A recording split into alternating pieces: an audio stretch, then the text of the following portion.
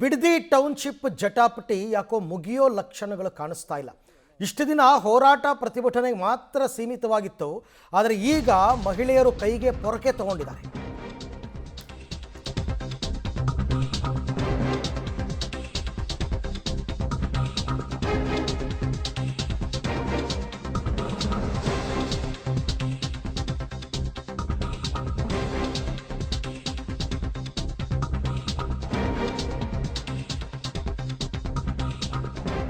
ಮತ್ತೆ ತಾರಕಕ್ಕೇರಿದೆ ಬಿಡದಿ ಟೌನ್ಶಿಪ್ ಜಟಾಪಟಿ.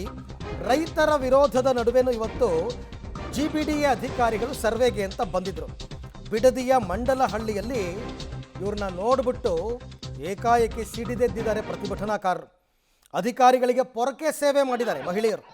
ಸರ್ವೆಗೆ ಅಂತ ಬಂದ ಅಧಿಕಾರಿಗಳ ಕಾರಿಗೆ ರೈತರು ಮುತ್ತಿಗೆ ಹಾಕಿದ್ದಾರೆ. ಸ್ಥಳದಲ್ಲಿದ್ದ ಅಧಿಕಾರಿಗಳಿಗೆ ಮಹಿಳೆಯರಿಂದ ಪೊರಕೆ ಪೂಜೆ ಕೂಡ ಆಗಿದೆ.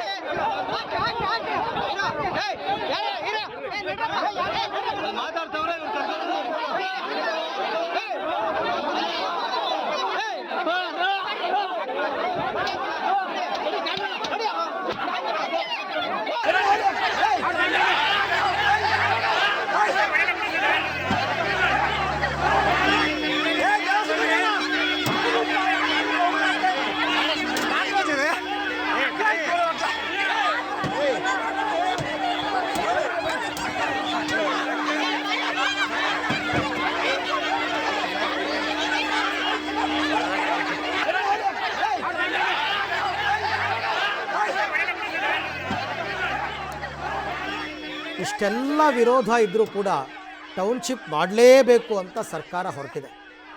ಅಲ್ಲಿ ಕೇಳಿದ್ರೆ ಇಲ್ಲ 70% 80% ರೈತರು ಒಪ್ಕೊಂಡಿದ್ದಾರೆ ಹಾಗೆಲ್ಲ ಹೇಳ್ತಾರೆ. ಬಟ್ ಇಲ್ಲಿ ಜನ ನೋಡಿ ಹೆಂಗೆ ಆಡ್ತಾ ಇದ್ದಾರೆ. ಮಹಿಳೆಯರ ಆಕ್ರೋಶಕ್ಕೆ ಕಾರಿನ ಗಾಜುಗಳು ಪುಡಿಪುಡಿಯಾಗ್ಬಿಟ್ಟಿವೆ. ಇವತ್ತು ಕಲ್ಲು ದೊಣ್ಣೆಗಳಿಂದ ಅಟ್ಟಾಡಿಸ್ಬಿಟ್ಟಿದ್ದಾರೆ ಪ್ರತಿಭಟನಾಕಾರರು. ಬಂದಂತಹ ಸರ್ವೆ ಅಧಿಕಾರಿಗಳಿಗೆ, ಭೂಸ್ವಾಧೀನಕ್ಕೆ ಬಂದ ಅಧಿಕಾರಿಗಳಿಗೆ ಪೊರಕೆ ಏಟು ಬಿದ್ದಿದೆ. ಎಲ್ಲಿ ಅಂತಂದರೆ ಇದು ಮಂಡಲಹಳ್ಳಿ ಅಂತ ಬಿಡದಿ ಹತ್ತಿರ ಇರೋದು. ಮಹಿಳೆಯರ ಕಿಚ್ಚು ಜೋರಾಗ್ತಾ ಇದ್ದಂತೆ ಕಾಲ್ ಕಿತ್ತಿದ್ದಾರೆ ಅಧಿಕಾರಿಗಳು. ಕಾರಿಂದ ಇಳಿಯೋದಕ್ಕೆ ಪ್ರಯತ್ನ ಪಟ್ಟವರು ಜೂಟ್ ಅಲ್ಲಿಂದ.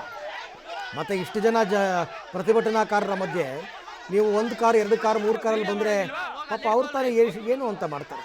ಬೇರೆ ದಾರಿಯಿಂದ ಅವ್ರು ನೋಡಿ ಓಡಾಡಿಸ್ಕೊಂಡು ಹೊಡೆದಿದ್ದಾರೆ. ಅಧಿಕಾರಿಗಳನ್ನು ಓಡಾಡಿಸ್ಕೊಂಡು ಹೊಡೆದಿರೋದು. ಸರ್ವೆಗೆ ಅಂತ ಬಂದಿರೋದು ಇವರೆಲ್ಲ. ಇಲ್ಲೇನಾಗಿದೆ, 2ನೇ ಹಂತದ ನೋಟಿಫಿಕೇಷನ್ ಆಗಬೇಕು, ಅದಕ್ಕೆ ಈ ರೀತಿ ಬಂದಿದ್ರು ಅಷ್ಟೇ.